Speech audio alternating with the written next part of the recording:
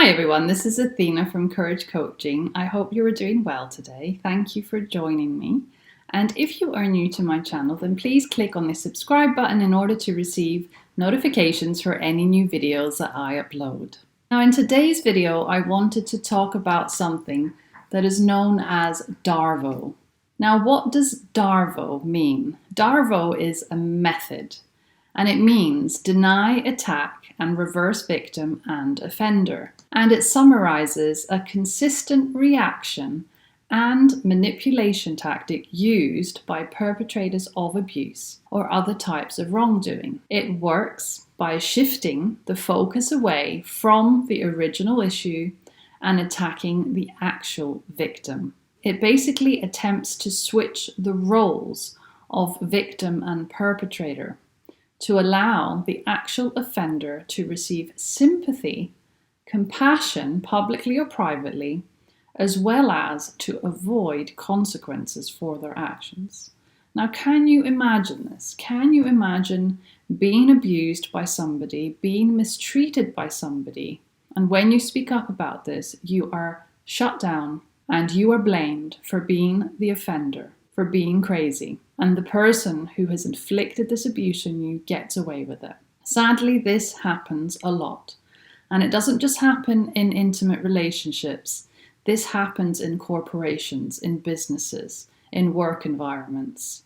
It happens everywhere. And it's a very, very sad consequence where life just feels incredibly unfair. Now, what does DARVO actually look like when it is used in action? In DARVO, the abuser will deny, will minimize, and will justify their actions. There is a power in the simplicity of the DARVO technique. It's a 3-step process and it can sway personal or public opinion very, very rapidly. The use of DARVO techniques can happen so subtly that many people will miss the warning signs.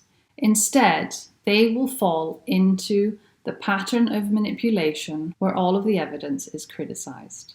Now let's look at the DARVO technique in a little bit more detail. An abuser will use DARVO in the following ways. The first step in the DARVO technique means that the abuser denies anything that they have done. They deny the abuse. They deny whatever wrongdoing they are accused of. They will completely refuse any element of abuse or wrongdoing that they have been accused of. And they will say things such as, "This situation never happened. I never did that. That is a lie. I am a good person and I would not engage in such awful behaviors." Whether the abuse is rape or sexual harassment or emotional abuse or any type of problematic behavior, the accused will continue to deny the accusations, and they will remain solid in their assertion of these behaviors. Depending on the abuse in question, the abuser will consistently deny and will assert these things again and again without swaying at all. Now, the second step to DARVO is attack. This is when, once the denial has been established, the accused goes on the offensive. And the abuser will do everything in their power to attack the person who is actually accusing them of abuse or of wrongdoing.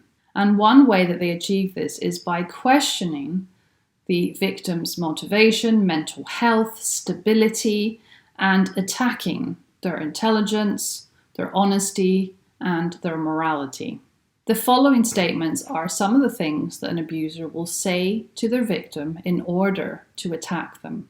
"You are crazy. You are mentally unstable. You asked for me to do these things and you never said no. You've made these claims before and nobody believed you." So whatever they can think of, they will say it in order to make the victim look bad.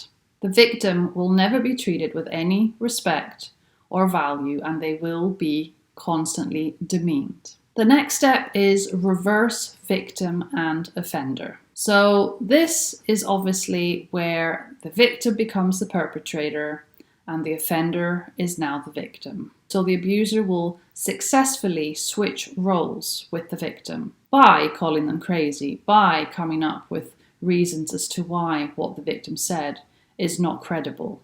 So let's think of an example of rape, for instance. In this case, the abuser will say that the victim actually wanted to have sex and never said no, that the victim seduced the offender into having sex, or was trying to trap the offender by getting them pregnant, or planned to cry rape all along.